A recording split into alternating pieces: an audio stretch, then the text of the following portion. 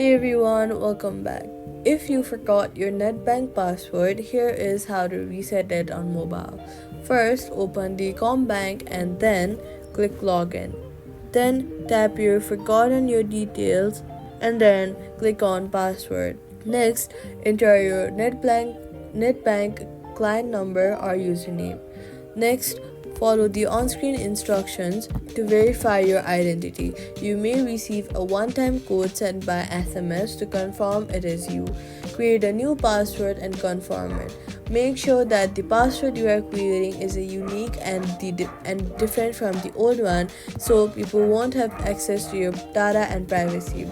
Once done, log in using your new password. If you cannot reset it, contact CommBank support for assistance, and that's it. Subscribe for more quick fixes.